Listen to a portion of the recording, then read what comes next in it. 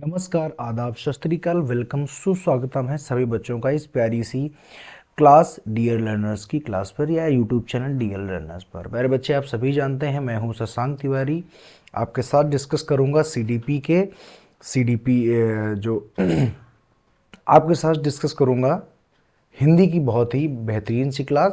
और सीडीपी की क्लास सुबह आई थी, आप सभी ने देखा होगा। वो जो क्लास है वो प्रीवियस ईयर के जो क्वेश्चंस हैं, क्योंकि हम कल भी मैंने आपको बताया था, फिर से बताता हूँ कि अगर उन क्वेश्चंस को मैंने अगर सीधा सीधा प्रीवियस ईयर पेपर से उठाया, चूँकि पेपर जो हैं साइट पर गंदे तरीके से हैं, इसलिए वहाँ को मैंने अवॉइड किया और उन्हीं क्वेश्चंस को टाइप करके 2011 से लेकर के 2022 तक के जितने समस्त प्रश्न थे उनको देने की कोशिश की है। आई होप आप सभी को पसंद आएगा और एग्जाम में बहुत ही ज़्यादा हेल्पफुल रहने वाला है। शुरू करते हैं आज की इस क्लास को। क्लास के शुरुआत में ही सबसे पहले चर्चा कर लेते हैं थोड़ा सा इस कोर्स के बारे में। कोर्स जैसे कि आप सभी देख पा रहे होंगे कि चाइल्ड डेवलपमेंट एंड पेडागोजी का ये पूरा एक ये कोर्स है। पेन का कलर बदल लेते हैं, इफेक्ट का है। एक मिनट, कलर हम ये सिलेक्ट कर लेते हैं। ये जो आप देख पा रहे होंगे ये चाइल्ड डेवलपमेंट एंड पेडागोजी का पूरा कोर्स है जो कि मैं डिस्कस करता हूँ। और ये एक बहुत ही माइलस्टोन साबित होता है हमारे सीटेट के पेपर में। अगर जिस भी बंदे का या जिस भी बच्चे का अगर पेडागोजी या चाइल्ड डेवलपमेंट अगर बहुत अच्छा जाता है तो डेफिनेट सी बात है कि उसको वो काफ़ी श्योर हो जाता है कि उसका जो एग्ज़ाम है जो क्वालिफाई करना है वो क्वालिफाई पक्का कर जाएगा। केवल 45 दिनों में ये कोर्स पूरा कराया जाएगा। शुरू कब से हो रहा है तो आप कहेंगे 5 नवंबर से शुरू हो रहा है और रेगुलर तब तक चलेगा जब तक कि आपका पेपर ख़त्म नहीं हो जाता या पेपर आपके संपन्न नहीं हो जाते हैं। इस पर आपको मिलेगा संपूर्ण सीडीपी का कोर्स मिलेगा, आपको प्रीवियस ईयर के सारे क्वेश्चंस की सीरीज मिलेगी और पीडीएफ भी मिलेगी पेड वालों के लिए, हैंड रिटेन आपको नोट्स मिलेंगे, मैराथन क्लासेस मिलेंगी और साथ में प्रैक्टिस सेशंस भी मिलेंगे। कोर्स मात्र 500 रुपये में है जो कि 50% ऑफ के साथ में है। मैं पढ़ाऊँगा शशांक सर, यानी मेरे द्वारा ये कोर्स पूरा कराया जाएगा। ये इन्फॉर्मेशन जिसको भी ज्वाइन करना है उसके लिए ये मैं अपना नंबर दे देता हूँ 9219170188। इस नंबर पर आप फ़ोन करके कॉल करके सारी जानकारी को ले सकते हैं और ये मेरा पर्सनल नंबर है। आप मुझसे जुड़ सकते हैं, व्हाट्सएप ग्रुप से जुड़ सकते हैं और किसी भी प्रकार की जानकारी यहाँ पर प्राप्त कर सकते हैं। चलते हैं आगे की जो स्लाइड है इसमें आप सभी जानते हैं ये सारे के सारे मेरे सोशल मीडिया हैंडल्स हैं। इस पर आप मुझसे कनेक्ट हो सकते हैं, आप मुझसे बात कर सकते हैं, अपनी कोई भी समस्या को शेयर कर सकते हैं। लाइक और शेयर करना और उस चैनल को सब्सक्राइब करना प्रत्येक व्यक्ति का या प्रत्येक बच्चे का धर्म होना चाहिए, क्योंकि बहुत सारी चीज़ें आप फ्री ऑफ कॉस्ट एक सिस्टम से एक वे में प्राप्त कर रहे हैं तो आपका भी कुछ धर्म बनता है चैनल के प्रति, वो आप बराबर निभाते रहेंगे तो हमारा और आपका संबंध हमेशा मधुर बना रहेगा और व्यवस्थाएं चलती रहेंगी। ये है डियर लर्नर चैनल, आप सभी जानते ही हैं। शुरू करते हैं आज की इस क्लास को। तो आप देख रहे होंगे आपके सामने पैसेज लिखा हुआ गद्यांश संख्या 5 है। मैं आपके साथ में रोज एक गद्यांश शेयर करता हूं और कल की क्लास से आपके साथ में लगातार 5 दिन हिंदी पेडागोजी की क्लास को शेयर किया जाएगा, उसके क्वेश्चंस को शेयर किया जाएगा। आप देख रहे हैं ये गद्यांश संख्या 5 है, इस पे हम आपके साथ शेयर करने वाले हैं एक गद्यांश शेयर करने के पहले ये प्रीवियस ईयर 2017 में सीटेट में पूछा गया था। जितने भी यहाँ पर गद्यांश प्यारे बच्चे शेयर किए जा रहे हैं सब के सब किसी न किसी प्रीवियस ईयर पेपर पर जरूर पूछे गए। यहाँ पर कोई भी फर्जी की चीज़ मैं आपके साथ शेयर करके आपका समय बर्बाद नहीं करूँगा। तो आप प्रीवियस ईयर पढ़ें तब भी ठीक है और नहीं भी पढ़ें तब भी ठीक बात है, कोई दिक्कत की बात नहीं है, क्योंकि यहाँ पर सारी की सारी चीज़ें मैं खुद ही कराने वाला हूँ। आप ये पैसेज पढ़ें उसके पहले एक बार बहुत ही ज़रूरी है कि क्वेश्चंस पे नज़र डाल लीजिए और ये आप आदत बना के चलिए कि जब भी कभी आप हिंदी का पैसेज पढ़ें, इंग्लिश का पढ़ें, संस्कृत का पढ़ें, कुछ भी पढ़ें, उसको पढ़ने के पहले आप क्या करें तो आप इसके जो क्वेश्चंस हैं उस पर नज़र जरूर डालेंगे, फिर उसके बाद जब पैसेज पढ़ेंगे तो बात कुछ और ही होगी। शुरू करते हैं प्रश्नों पर। पहला प्रश्न लिखा हुआ है अनुच्छेद के आधार पर कहा जा सकता है कि, क्या कहा जा सकता है, अनुच्छेद यानी गद्यांश को पढ़कर ही पता चलेगा। दूसरा जो हमारे पास प्रश्न है गांव को ठीक तरह से समझने के लिए क्या जरूरी है, गांव के बारे में समझ बनाने के लिए जरूरी क्या है, ये पैसे से पता चलेगा। तीसरा है गांव को प्रयोगशाला क्यों कहा गया है, ये पैसे जी हमको बताएगा। और उसके बाद में चौथा जो हमारा जो 5वां प्रश्न है वो है फर्स्ट हैंड समझ। फर्स्ट हैंड समझ क्या होती है, ये भी हमको पैसेज ही बताएगा और ये आप अपने विवेक से भी जान सकते हैं। अगला आ जाओ, शिक्षित शब्द में कौन सा प्रत्यय लगा हुआ है, ये देखो तात्पर्य नहीं है, यहां पर होना चाहिए था कौन सा प्रत्यय लगा हुआ है। शिक्षित शब्द में कौन सा प्रत्यय लगा है, ये बात यहां पर होनी चाहिए थी। ठीक है बात। आगे आ जाते हैं, आगे हम करेंगे। आगे का जो प्रश्न है, गांव की छवि में क्या शामिल नहीं है, तो आपको बताया जाएगा कि छवि में क्या क्या शामिल है और वही जो चीज़ शामिल नहीं होगी उसको हम बाहर कर देंगे। यहाँ से हमारे पास में स्लाइड हो जाती है ख़त्म। चलिए आते हैं, हम शुरुआत करते हैं अपने पहली वाली स्लाइड से। चलो तो शुरुआत में आ जाते हैं, 1 मिनट रुकेंगे ज़रा। पहले वाली स्लाइड में हम अपने 1 मिनट हम आ जाते हैं इस पर। देखो शुरू करेंगे आज का अनुच्छेद या आज का गद्यांश। अब देखो हम गद्यांश पढ़ने जा रहे हैं। लिखा हुआ आज जब भी कोई गांव का नाम लेता है, हम यहाँ से शुरुआत कर रहे हैं। आप लोग बहुत ध्यान से सुनिएगा, बहुत ध्यान से पढ़ने की कोशिश भी करिएगा कि क्या बात यहाँ पर की जा रही है। ठीक है बात, तो आप कहेंगे ठीक है बात। क्या हो रहा है भाई, 1 मिनट रुक जाइए, 1 मिनट।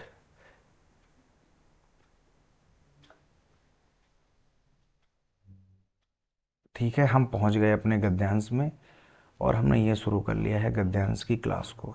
ठीक, देखो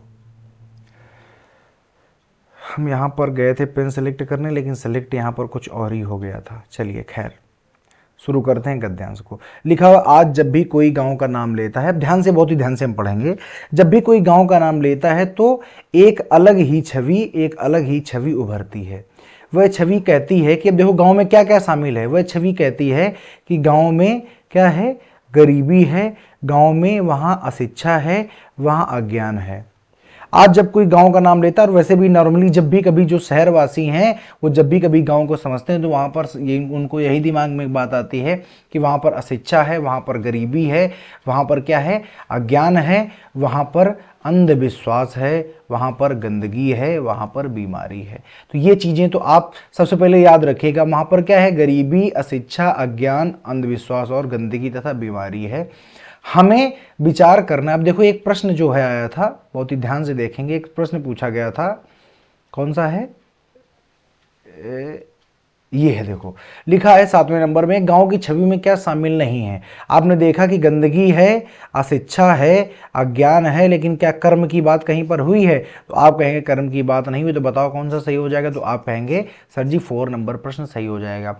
याद रखो, जब भी कभी पैसेज पढ़ने के पहले, गद्यांश पढ़ने के पहले, प्यारे बच्चे, जब भी आप प्रश्नों से इसकी शुरुआत करेंगे तो मेरा ऐसा दावा है या मेरा ऐसा मानना है कि आप पैसेज को पूरा पढ़ते पढ़ते समस्त क्वेश्चंस के जो आंसर हैं वो आपको पैसेज पूरा करते करते मिल जाएंगे। जहां जहां प्रश्न का आंसर मिलता जाए वहां पर जाके आप प्रश्न का आंसर करते जाइए। समझ पा रहे हैं कि नहीं? तो आप कहेंगे बिल्कुल हाँ, हमको ये बात समझ में आ रही है। तो कहता है बीमारी है। हमें यह विचार करना है कि सच क्या है। हमें विचार करना है, क्या ऐसा ही गांव होता है? क्या वहां पर गांव में केवल अशिक्षा, अज्ञान, अंधविश्वास, गंदगी, बीमारी, गरीबी, केवल यही चीजें, कुछ अच्छी चीजें नहीं? तो हमको सच क्या है, हमको इस पर विचार करना होगा। हमारे गांव ऐसे ही थे जैसे आज हैं? क्या हमारे गांव शुरुआत से ऐसे ही रहे हैं जो आज हैं? आज जो गांवों की दुर्दशा हुई है इसके लिए जिम्मेदार कौन है? इन सवालों की पड़ताल करते हुए हमें नई समझ बनानी है तथा गांव के सही रूप की पहचान करनी है। ठीक है, वैसे यह खुदा का शुक्र है कि गांवों पर कई तरह के आक्रमण दुष्प्रभावों के बावजूद इसका मूल स्वरूप नहीं बदला है। जो दूरस्थ गांव हैं, शहर के पड़ोस से दूर, उनकी निजता को खासी बची हुई है। ऐसी स्थिति में हमारा दायित्व है कि एक शिक्षित समाज का यह उत्तरदायित्व क्या बनता है? हमें विचार करना है, मगर ऐसा कोई विचार गांवों को देखे बिना या स्वयं, देखो यहां से पढ़ना, क्योंकि एक हमारे पास एक प्रश्न आया था। क्या आया था? तो सबसे पहले हम प्रश्न में जाएंगे। हमारे पास था, देखो लिखा हुआ है, कहां गया प्रश्न? हाँ, गांव को ठीक तरीके से समझने के लिए जरूरी क्या है? गांव को आप ठीक से समझना चाहते हैं तो जरूरी क्या है, तो बस यही ये अनुच्छेद बताएगा कि जरूरी क्या है। गांव को ठीक तरह से समझना है तो हमको क्या करना चाहिए, देखो यही चीज बताएगा। तो यही देखो यहां से है, अगर ऐसा कोई विचार गांवों को बिना देखे स्वयं देख कर समझे बिना नहीं किया जा सकता है। माने अगर आपको गांव को सही तरीके से समझना है तो क्या करना चाहिए, तो आप कहेंगे स्वयं देखे बिना कोई भी विचार नहीं बनाना चाहिए। यानी आप किसी भी चीज को अगर बहुत अच्छे तरीके से समझना चाहते हैं, बहुत अच्छी तरीके से अगर उस पर एक सोच बना रहे हैं, तो एक जरूरी ये होता है किसी भी चीज के पहले, सोच बनाने के पहले बहुत जरूरी है कि एक बार उसको खुद जाकर तो देखो कि आखिर ऐसा है कि नहीं है। समझ रहे कि नहीं भाई? मान लीजिए आपकी कोई भी व्यक्ति, आपसे कहा गया है ऐसा व्यक्ति गंदा है या अच्छा है या बुरा है, तो जो सबसे प्रैक्टिकल व्यक्ति होगा वो क्या करेगा, वो वहां पर जाएगा और सबसे पहले उस व्यक्ति से मिलेगा सोच बनाने के पहले। तो अगर आपसे मैं पूछूं बताओ भैया उस प्रश्न का उत्तर क्या होगा, तो आपको गांव के किस्से सुनना नहीं, गांव को टीवी पर देखना नहीं, गांव के बारे में पढ़ना नहीं, स्वयं गांव में जाना। एक बताओ, गांव के बारे को ठीक से समझने, किसी भी चीज को, पहले बच्चे याद रखो, किसी भी वस्तु को अगर आप ठीक तरह से समझना चाहते हैं, अगर आप उसके बारे में एक बहुत ही अच्छी समझ बनाना चाहते हैं, तो जरूरी क्या है कि स्वयं जाओ और उसको देखो, उस पर जांच पड़ताल करो। जैसा आपको तब किसी के बारे में भी आप सोच बना सकते हो, तो स्वयं जाना चाहिए गांव में अगर आप सोच बनाना चाहते हैं। तो दो प्रश्नों के उत्तर आई होप आपको यहां पर मिल गए हैं। अब हम आगे की बात करेंगे। देखो फिर है, हमें फर्स्ट हैंड समझ बनाने के लिए गांव को चलना चाहिए। अब देखो यहां पर लिखा हुआ है कि गांव में स्वयं जाना चाहिए, तो बताओ मेरी बात कि ये जो फर्स्ट हैंड समझ है ये कब बनेगी। देखो एक चीज होती है सेकेंड हैंड, हम उसी प्रश्न पर आते हैं कि फर्स्ट हैंड समझ क्या है। देखो अगर मान लीजिए आप जैसे खरीदते हो सेकेंड हैंड गाड़ी, सेकेंड हैंड, मान लीजिए आपने एक साइकिल खरीदी है, तो सेकेंड हैंड साइकिल का मतलब क्या होता है कि आपको किसी और ने बताया है कि ये साइकिल बहुत अच्छी चलती है, इसका माइलेज बहुत अच्छा है। जब मान लीजिए बाइक खरीदी, इसका माइलेज बहुत अच्छा है, इंजन बहुत अच्छा है, और इसको हमने ये नहीं किया वो नहीं किया। लेकिन ये तो सेकेंड हैंड हो गया ना, आपने किसी से सुन लिया है, आपने क्या किया है, किसी से सुना है, आप सुनी सुनाई बात बता रहे हैं, आप सुनी सुनाई बात पर विश्वास कर रहे हैं। लेकिन अगर मैं आपसे कहूं कि ये देखो अंग्रेजी में है लेकिन हिंदी में लिखना पड़ा, ये है फर्स्ट हैंड समझ या अंडरस्टैंडिंग। तो अगर फर्स्ट हैंड समझ है यानी कोई नई नई वस्तु है और आपको दे दी गई है, उसके बारे में आपको कुछ पता नहीं, ना ही कोई बताने वाला है, तो आप क्या करोगे, तो आप कहोगे सर जी हम स्वयं करके देखेंगे या स्वयं जो अनुभव करेंगे वही तो फर्स्ट हैंड समझ होगी। भाई फर्स्ट हैंड समझ का मतलब क्या है, तो आप कहोगे स्वयं प्रयोग करके देखो, स्वयं उसको क्या करो, समझो, वही तो है फर्स्ट हैंड समझ। तो बताओ यहां पर क्या है, ज्ञानवान व्यक्तियों द्वारा से जानकारी लेना नहीं, ये तो सेकंड हैंड हो गया। दूसरों से अनुभव, ये भी सेकंड हैंड हो गया। अगर कहा जाए कि स्वयं के अनुभव से समझ बनाना, बिल्कुल ठीक बात है, स्वयं के पूर्व ज्ञान नहीं, पूर्व ज्ञान कुछ भी काम नहीं आएगा। केवल एक ही बात काम आएगी कि जो आपके सामने है उसको सही तरह से समझो, सही तरह से उसको देखो और खुद से एक क्या बनाओ, स्वयं से अनुभव करो और स्वयं से समझ बनाओ। उसे ही कहेंगे फर्स्ट हैंड। याद रखना, क्वेश्चन पढ़ो तो उसकी जो भाषा होती है उसी में आंसर होता है। सेकेंड हैंड गाड़ी मतलब किसी और के द्वारा बताया गया है, दूसरों के अनुभव से आप समझ रहे हो तो सेकेंड हैंड हो गया। लेकिन अगर खुद के अनुभव से करके देख रहे हो तो वही होता है फर्स्ट हैंड समझ। आओ पीछे आ जाते हैं, चैप्टर पे आ जाओ। फिर लिखा है अपने मूल स्वरूप में गांव एक वेदशाला है। वेदशाला मतलब जहां वेद प्रयोग करते हैं। एक विद्याशाला है, गांव वेदशाला, या तो क्या क्या है, एक विद्याशाला है और एक वेदशाला है। वेद का मतलब होता है कि जहां पर आप जड़ी बूटियों, जैसे एक वैद होता है वो जड़ी बूटियों का प्रयोग करके नई नई दवाइयां बनाता रहता है, ऐसा विद्याशाला का मतलब होता है जहां आप सीखते हैं। अब देखो गांव में क्यों सीखते हैं, शहर में सारी चीजें उपलब्ध हैं, सारी व्यवस्थाएं उपलब्ध हैं, पैसा फेंको और आपको सारी व्यवस्थाएं मिलेंगी। लेकिन गांव ऐसा नहीं है, गांव में बहुत सारी ऐसी चीजें हैं जो आपको खुद करनी पड़ेंगी। तो वेदशाला वही तो होती है जहां आपको करना पड़े। तो गांव वेदशाला या विद्याशाला क्यों है, क्योंकि ज्ञान को रोज वहां कर्म की कसौटी पर कसा जाता है। देखो आपके पास एक प्रश्न है, क्या है प्रश्न, ध्यान से देखो। प्रश्न ये है अनुच्छेद के, नहीं नहीं नहीं नहीं नहीं ये नहीं है, देखो इसके अगले अगले अगले ये है वो। गांव को प्रयोगशाला क्यों कहा गया है? अभी अभी मैंने आपको पढ़ाया है, ज्ञान को जानकारी कसौटी में नहीं कसा जाता, गलत बात। ज्ञान को कर्म की कसौटी पर कसा जाता, यही सही है। बाकी पढ़ लेते हैं, ज्ञान को निरंतर बढ़ाया जाता है, ऐसी कोई बातचीत नहीं हुई है। ज्ञानवान व्यक्ति का नहीं, गलत बात है। तभी मैं कहता हूं कि पहले क्या पढ़ो, तो पहले पढ़ो क्वेश्चंस, और जब क्वेश्चन पढ़ लो उसके बाद में आप कहां पर आओ, प्रश्नों पर आओ, तो आप बेहतर समझ बना पाओगे। जो मैं आपको पढ़ाना चाह रहा हूं आप बेहतर पढ़ पाओगे। तो किसी कसौटी पर कसा जाता है गांवों में, तो आप कहोगे कर्म की कसौटी पर कसा जाता है। आई आपको काफी आंसर मिल चुके हैं, आगे आ जाओ। कहां पर, किस कसौटी पर? आप कहोगे कर्म की कसौटी पर कसा जाता है, आजमाया जाता है। तो ज्ञान कर्म की कसौटी पर खरा ना उतरे, जो ज्ञान कर्म की कसौटी पर खरा ना उतरे उसे खारिज कर दिया जाता है ना। गांव में हर एक चीज को कहते हैं कि करके दिखाओ या कर्म की कसौटी पर कसो, अगर खरा नहीं उतर रहा है तो खारिज कर दो, माने उसको समाप्त कर दिया जाता है, उसको बेकार मान लिया जाता है। हर ज्ञान होने की शर्त क्या है? होने की यह शर्त होती है कि उसमें सृजन और उत्पादन होना चाहिए।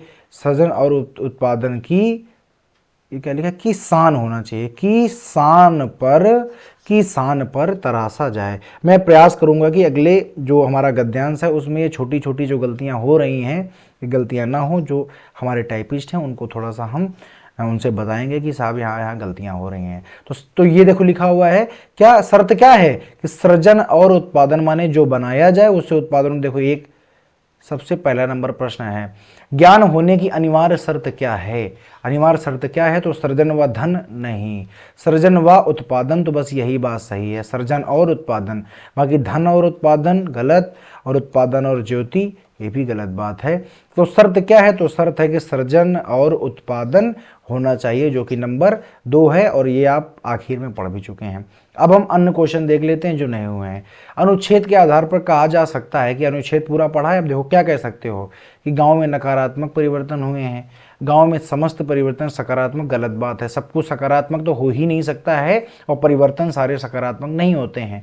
हो सकता है 4 व्यक्तियों के लिए कोई परिवर्तन सकारात्मक हो, लेकिन 4 के लिए वही गांव में बीमारी और अज्ञान ही है, नहीं केवल ज्ञान है अज्ञान नहीं है, वहां पर तो वेधशाला भी है, प्रयोगशाला भी है। गांव के लोग अशिक्षित और अज्ञानी हैं, जरूरी थोड़ी ना है गांव के बारे में सिर्फ हमको ऐसा लगता है। अनुच्छेद में पहले ही कहा था कि गांव शब्द का नाम आते ही हमारे दिमाग में आता है कि वहां पर अशिक्षा है, बीमारी है, अज्ञान है, तो ऐसा नहीं है। याद रखिए, गांव में नकारात्मक परिवर्तन हुए हैं। हाँ, नकारात्मक हुए हैं, इसमें यह नहीं कह रहा है कि बिल्कुल नकारात्मक हुए, तो हमारे पास यही सही हो जाएगा। ऐसा पैसेज में दिया नहीं गया, लेकिन आपको दिमाग लगाना है कि नकारात्मक परिवर्तन, क्योंकि पैसेज की शुरुआत में ही कहता है, और कहता है कि इसको उभारने के लिए हमारी जिम्मेदारी है। आगे आ जाओ, ये हो गया है, इसके पहले बार आगे वाला भी हो गया है, ये भी हो गया है। अब इसमें आ जाओ, लिखा हुआ है कि शिक्षित शब्द में कौन सा प्रत्यय लगा है? हमारे पास शब्द है शिक्षित, ध्यान से देखना, शिक्षित शब्द है। अगर इसको अलग अलग करना चाहें तो आप कहोगे शिक्षा और धन, इत प्रत्यय लगा हुआ है। अब बताओ क्या छित प्रत्यय है? क्या हो ही नहीं सकता है। मान लो अगर छित निकाल दो तो सी माने क्या होता है? कुछ नहीं होता है, तो ये तो बिल्कुल गलत है। ता प्रत्यय लगा है तो बताओ सिति माने क्या होता है? नहीं, गलत बात है। तो और छत प्रत्यय लग नहीं सकता, क्योंकि छत कहीं है ही नहीं इसमें। बता क्या? तो बचा हमारे पास में इत प्रत्यय। और लास्ट हमारे पास प्रश्न क्या है, जो कि हम आपको बता ही चुके हैं। आई होप आपको ये जो पूरा का पूरा जो पैसेज है वो समझ में आएगा। फिर से एक बार मैं आपसे कह दे रहा हूं, सीटेट के पेपर में पैसेज करने के लिए आपको जरूरी क्या है कि सबसे पहले आप क्या करें, सबसे पहले आप किसी भी स्टैंजा को पढ़ने के पहले समस्त क्वेश्चंस को देख लें। 7 या 8 में से ऐसे 3, 4, 5 क्वेश्चन जरूर ऐसे होंगे जो पैसेज से ही होंगे। जरूरी नहीं कि पैसेज वाले ही हों, पैसेज की समझ बना करके आप उनको कर सकते हो। सीधा पैसेज मत पढ़िए, क्योंकि आपको फिर से क्वेश्चन के बाद में फिर पैसेज पढ़ना पड़ेगा। तो पहले प्रश्न पढ़ो, फिर पैसेज पढ़ो, फिर पैसेज पूरा पढ़ते पढ़ते उन 5 के आपको आंसर जरूर मिल जाएंगे। बचेंगे 2 या 3 जो कि ग्रामर से होंगे, उनको आप आराम से निपटा लीजिएगा। ठीक है बात? यहाँ तक आई होप आपको बात समझ में आई होगी। मैं ऐसी आशा करता हूँ कि आप जो अपनी पढ़ाई है उसको बहुत अच्छी तरीके से चला रहे होंगे। सीटेट में सफल होने के लिए आप उत्साहित होंगे, और आपको उत्साहित होना चाहिए, क्योंकि ये आपका परम कर्तव्य बनता है। अपने प्रति, अपने परिवार के प्रति, अपने माता पिता के प्रति, अपनी मानव जात के प्रति और सबके प्रति आपका एक ये विचार बनता है कि अगर आप जीवन में सफल हों, ऐसी हमारी कामना भी है और हमारा आपके साथ आशीर्वाद भी है, आप सफल हों। लेकिन उसके लिए आपको नित्य निरंतर प्रयास करना पड़ेगा, क्योंकि करत करत अभ्यास के जड़मत ही हो तो सुजाना। आपको कुछ नहीं आता है तब भी कोई दिक्कत नहीं है, आपको बहुत कुछ आता है तब भी आपको प्रैक्टिस करनी पड़ेगी, क्योंकि practice make a man perfect. Practice से ही आप पूरे होंगे। ठीक है, आज इसी के साथ विदा लेता हूँ। मैंने आपको शुरू में ही बता दिया है कि जो भी कोर्स का आकांक्षी है वो ले सकता है। और एक बात और बताते हैं, जो पेड कोर्सेज ले रहे हैं उनके लिए जो संस्कृत की क्लासें हैं वो भी फ्री हैं, या साथ साथ में वो भी क्लासें उसको मिलेंगी। संस्कृत की भी जो क्लासेस हैं वो भी उसको प्राप्त हो जाएंगी। तो देर मत करिए, 5 नवंबर तक का आपके पास मौका है। 5 नवंबर तक आप इस कोर्स को परचेज कर लीजिए। अगर कोई ऐसा बच्चा है जिसको कोई विशेष समस्या है, वो कॉल करके हमसे मदद ले सकता है। उसकी हम लोग मदद हर संभव प्रयास करेंगे कि उसकी मदद हो जाए। तब तक के लिए आपसे मैं विदा लेता हूँ। नमस्कार, जय हिंद। ऐसे ही हम आपको पढ़ाते रहेंगे, यही आशा है। जय हिंद।